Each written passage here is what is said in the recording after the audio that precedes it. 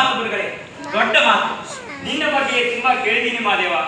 ಉತ್ತರ ದೇಶದಿಂದ ಹೊರಟು ಬಂದು ನೀನು ಕಾಲಿಟ್ಟ ಕಡೆಯೆಲ್ಲ ಜನರನ್ನ ಎಚ್ಚರಿಸಿ ಜ್ಞಾನ ತುಂಬಿ ಅರಿವು ಮೂಡಿಸಿದ್ದೀಯ.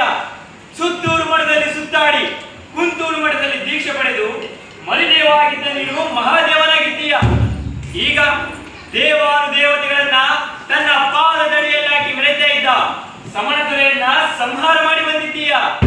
ನೀನು ಜ್ಞಾನಿಯಪ್ಪ, ಜ್ಞಾನಿ. ಗುರುಗಳೇ, ನಾನು ಜ್ಞಾನಿ ಆದ್ರೆ ನೀವು ಕಾಲಜ್ಞಾನಿಗಳು, ನಾನು ಜ್ಯೋತಿ ಆದ್ರೆ ನೀವು ಪರಂಜ್ಯೋತಿಗಳು. ನಿಮಗೆ ಗೊತ್ತಿದ್ದಿರೋದು ಏನಿದೆ ಹೇಳಿ? ಮಹಾದೇವ, ತನಗೆಲ್ಲ ಗೊತ್ತಿದ್ದು ಏನು ಗೊತ್ತಿಲ್ಲದಾಗಿದ್ದವನೇ ನಿಜವಾದ ಜ್ಞಾನಿ ಆಗ್ತಾನೆ. ನಾವೆಲ್ಲರೂ ಒಂದೇ ನೆಲದ ಮಕ್ಕಳು, ನಮ್ಮೆಲ್ಲರ ಗುರಿ ಒಂದೇ. ಗುರುಗಳೇ, ನನ್ನ ತಿಳುವಳಿಕೆಗೆ ತಕ್ಕಂಗೆ ಈ ಜನಕ್ಕೆ ಅರಿವನ್ನ ಮೂಡಿಸ್ತಾ ಇದ್ದೀನಿ. ಆ ಮಹಾಜ್ಞಾನಿ ಬಸವಣ್ಣ ನೆಟ್ಟ ಬೀಜದ ಸಸಿಗಳು ನಾವೆಲ್ಲ. ಒಳ್ಳೆಯದ್ಯಾವುದು, ಕೆಟ್ಟದ್ಯಾವುದು, ಬದುಕು ಅಂದ್ರೆ ಏನು, ನಾವ್ಯಾಕೆ ಈ ಭೂಮಿ ಮೇಲಿದ್ದೀವಿ ಅನ್ನೋದನ್ನ ಈ ಜನಗಳೇ ನಿರ್ಧಾರ ಮಾಡಬೇಕು. ಅವರು ಹಾಗೆ ಯೋಚನೆ ಮಾಡೋ ತರ ನಾವು ಅವರ ಮನವೊಲಿಸಬೇಕು ಅಷ್ಟೇ. ಹೌದು ಗುರುವೆ, ನಾವು ಸಂಪಾದಿಸಿಕೊಂಡ ಜ್ಞಾನವನ್ನ ಈ ಲೋಕಕ್ಕೆ ಹಂಚಬೇಕು. ಆಗ ಮಾತ್ರ ನಮ್ಮ ಜನ್ಮ ಸಾರ್ಥಕವಾಗುವುದು. ಮಹಾದೇವ, ನಾವೇನೇ ಮಾಡಿದ್ರು ಏನೇ ಹೇಳಿದ್ರು ಈ ನರಮನುಷ್ಯರು ಅದನ್ನ ಮುಂದುವರಿಸಿಕೊಂಡು ಹೋಗ್ತಾರೆ ಅನ್ನೋದೇ ನನಗೆ ದೊಡ್ಡ ಪ್ರಶ್ನೆ ಆಗಿದೆ ಮಹಾದೇವ. ಆದ್ರೂ ನಾವು ಮಾಡೋ ಕೆಲಸ ಮಾಡಲೇಬೇಕಲ್ಲ ಗುರುಗಳೇ. ಈ ಜನಕ್ಕೊಂದಿಷ್ಟು ತಿಳಿವಳಿಕೆ ಅರಿವನ್ನ ಮೂಡಿಸಿ ಸತ್ಯದ ದಾರಿಯಲ್ಲಿ ನಡೆಯೋ ಹಂಗೆ ಮಾಡೋ ಕರ್ತವ್ಯ ನಮ್ಮದಲ್ವ ಗುರುಗಳೇ. ಮಹಾದೇವ, ಈ ಜನಗಳು ಜಾತಿಯನ್ನು ಜಿಡ್ಡಿನಲ್ಲಿ ಜಡ್ ಕಟ್ಟು ಬಿಟ್ಟವರೇ, ಮೇಲು ಕೀಳು ಅನ್ನೋ ಭೇದ ಭಾವಗಳಲ್ಲಿ ಮುಳುಗೋಗವ್ರೆ, ಮಡಿ ಮೈಲಿಗೆಯನ್ನು ಅಂಧಕಾರದಲ್ಲಿ ಒದ್ದಾಡ್ತವ್ರೆ, ನಾನು ನಂದು ಅನ್ನೋ ಹಮ್ನಲ್ಲಿ ಕೈಲಾಗದವ್ರನ್ನ ತುಳಿತವ್ರೆ ಕಣಪ್ಪ, ತುಳಿತವ್ರೆ. ಇದಕ್ಕೆಲ್ಲ ನಾವೇ ಹೆಂಡತಿ ಆಡ್ಬೇಕು. ನಾವೇ ಇದನ್ನೆಲ್ಲ ತುಂಡರಿಸುವಂತ ಕೆಲಸಗಳನ್ನ ಮಾಡ್ಬೇಕಾಗಿದೆ ಮಹಾದೇವ. ಗುರುದೇವ, ಭಕ್ತಿ ಭಂಡಾರಿ ಬಸವಣ್ಣವರೇ ನಮಗೆಲ್ಲ ದಾರಿ ಮಾಡಿಕೊಟ್ಟವರೇ. ಅವರ ಅನುಭವ ಮಂಟಪವನ್ನು ನಾವು ಸೃಷ್ಟಿ ಮಾಡಕ್ಕಾಗದಿದ್ರು ಜನರನ್ನ ಆ ದಾರಿ ಕರ್ಕೊಂಡು ಹೋಗೋ ಕೆಲಸ ಮಾಡಬೇಕಾಗಿದೆ. ಇದಕ್ಕೆಲ್ಲ ನಿಮ್ಮಂತವರ ಮುಂದಾಳತ್ವದ ಬೇಕು ಗುರುಗಳೇ. ನಾವೆಷ್ಟೇ ಮಾಡಿದ್ರು ಎಷ್ಟೇ ಹೇಳಿದ್ರು ಅದೊಂದು ಪವಾಡ ಅಂತ ಭಕ್ತಿಯಿಂದ ಕೈ ಮುಗಿತಾರೆ ಹೊರತು ಅದನ್ನ ನೀತಿ ಪಾಠ ಅಂತ ಯಾರು ಅನ್ಕೊಳ್ಳೋದಿಲ್ಲ.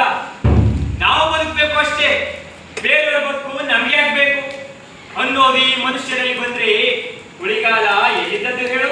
ಹೌದು ಗುರುವೆ, ಇಷ್ಟೆಲ್ಲ ಹೇಳ್ತಾರೆ ನಮ್ಮನ್ನ.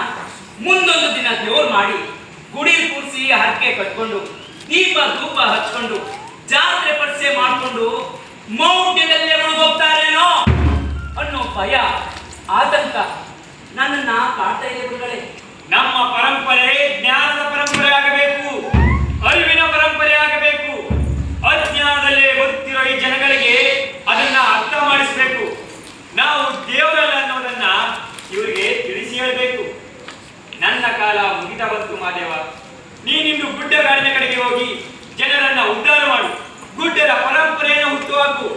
ನನ್ನ ಕಾರ್ಯವನ್ನ ನೀನು ಮುಂದುವರಿಸು. ಗುರುಗಳೇ, ನೀವಿಲ್ಲದಿದ್ದರೆ ನಾವಿಲ್ಲ. ನೀವು ಮುಂದೆ ಸಾಗಬೇಕು, ನಾವು ನಿಮ್ಮ ಹಿಂದೆ ಬರಬೇಕು. ನಿಮ್ಮ ಜ್ಞಾನದ ಬೆಳಕಲ್ಲಿ ತಾನೆ ನಾವೆಲ್ಲರೂ ನಡೆಯಬೇಕಾಗಿರುವುದು. ಮಹಾದೇವ, ಹುಟ್ಟುನ ಉಟ್ಕೊಂಡ್ಮೇಲೆ ಸಾವನ್ನ ನಿರಾಕರಿಸಕ್ಕಾಗುತ್ತಾ?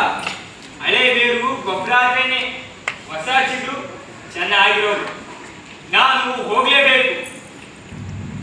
ಮುಂದೆ ಬರ್ತಿರೋದು ಕಲಿ, ಅವನನ್ನ ನಾನು ನೋಡೋಕ್ಕಾಗಲ್ಲ. ಆಗ ಈ ಮನುಷ್ಯರು ಮನುಷ್ಯರಾಗಿ ಉಳಿದಿರೋದಿಲ್ಲ. ಈಗ ನಾವು ಹುಟ್ಟು ಹಾಕುವಂತಹ ಈ ಪರಂಪರೆ ಇವರನ್ನ ಮನುಷ್ಯರನ್ನಾಗಿ ಮಾಡಿದ್ರೆ ನನಗಷ್ಟೇ ಸಾಕು ಮಹಾದೇವ, ಅಷ್ಟೇ ಸಾಕು. ಗುರುಗಳೇ, ನೀವೇ ಹಿಂಗಂದ್ರೆ ಹೆಂಗೆ ಹೇಳಿ? ಪರಂಜ್ಯೋತಿ ಯಾರು? ನಿಮ್ಮ ಜ್ಞಾನದ ಜ್ಯೋತಿಯನ್ನ ಮುಂದೆ ಬೆಳಗೋರು ಯಾರು? ನನ್ನ ಶಿಷ್ಯರಾದ ಸಿದ್ದಪ್ಪಾಜಿ, ರಾಜಪ್ಪಾಜಿ, ಚನ್ನಾಜಮ್ಮ, ದೊಡ್ಡಮತಾಯಿ ಇವರೆಲ್ಲರೂ ನನ್ನ ಪರಂಪರೆಯನ್ನ ತಮ್ಮ ಭುಜದ ಮೇಲೆ ಹೊತ್ಕೊಂಡು ಮುಂದೆ ತಗೊಂಡು ಹೋಗ್ತಾರೆ. ನಿನಗೂ ಅಂತ ಶಿಷ್ಯರು ಸಿಗಲಿ, ನಿನ್ನ ಜ್ಞಾನವನ್ನ ಅವರು ಬೆಳಗಲಿ. ನಾನು ಹೊರಡ್ತೀನಿ ಮಹಾದೇವ, ನಿನಗೆ ಮಂಗಳವಾಗಲಿ. ಆಗಲಿ ಗುರುಗಳೇ. ಆದಿಜ್ಯೋತಿ ನೀನು